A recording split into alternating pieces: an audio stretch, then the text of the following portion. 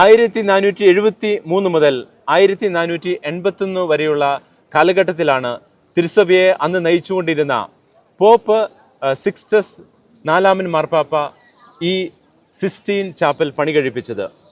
അദ്ദേഹത്തിൻ്റെ ഈ കാലയളവിൽ നിർമ്മിച്ച ഈ മനോഹരമായ ചാപ്പലിന് സിസ്റ്റീൻ എന്ന ചാപ്പലിന് പേരിടാൻ കാരണം അദ്ദേഹം പണി കഴിപ്പിച്ചതുകൊണ്ടാണ്.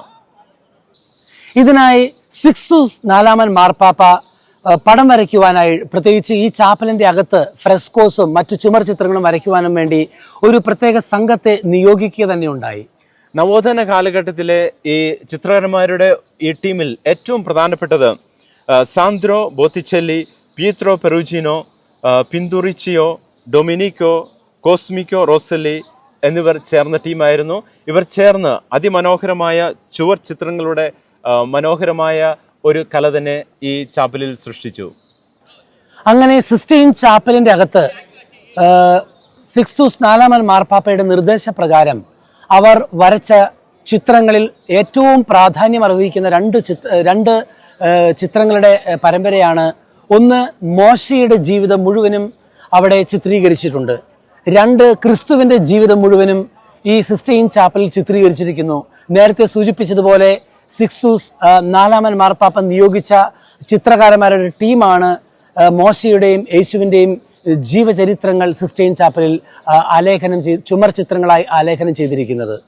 ഇതിനുശേഷം സിക്സ്റ്റസ് നാലാമൻ മാർപ്പാപ്പ ഓഗസ്റ്റ് മാസം 15-ാം തീയതി പരിശുദ്ധ അമ്മയുടെ അമുലോഫോ തിരുനാൾ ദിവസത്തിൽ 1483 ഈ ദേവാലയം പരിശുദ്ധ അമ്മയ്ക്ക് വേണ്ടി ഡെഡിക്കേറ്റ് ചെയ്യും. അങ്ങനെ ഒഫീഷ്യലായിട്ട് ഇവിടെ ആദ്യമായിട്ട് വിശുദ്ധ കുർബാന ചൊല്ലി ഈ ദേവാലയം കോൺസെക്രേറ്റ് ചെയ്യുകയും ചെയ്തു.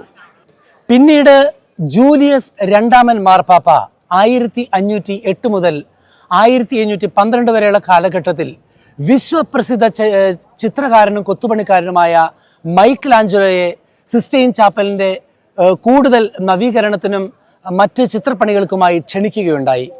1511 മൈക്കൽ ആഞ്ചലോ വളരെ വിശ്വപ്രസിദ്ധമായ ക്രിയേഷൻ ഓഫ് ആദാമിന്റെ സൃഷ്ടി നിങ്ങൾ സിസ്റ്റീൻ ചാപ്പലിൽ കയറുമ്പോൾ കണ്ടു കാണും. ദൈവത്തിന്റെ കൈവിരലും അതുപോലെ തന്നെ ആദത്തിന്റെ കൈവിരലും തമ്മിൽ സന്ധിക്കുന്ന ഒരു ചിത്രമാണത്. ഇത് സിസ്റ്റീൻ ചാപ്പലിന്റെ മേൽക്കുരയിൽ പണി കഴിപ്പിച്ചത് വരച്ചു വെച്ചത് മൈക്കൽ ആഞ്ചലോയാണ്.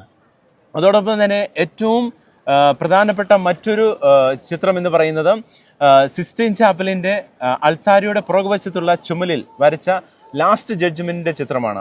അവസാനത്തെ വിധിയെക്കുറിച്ചുള്ള ഒരു വിവരണമാണ്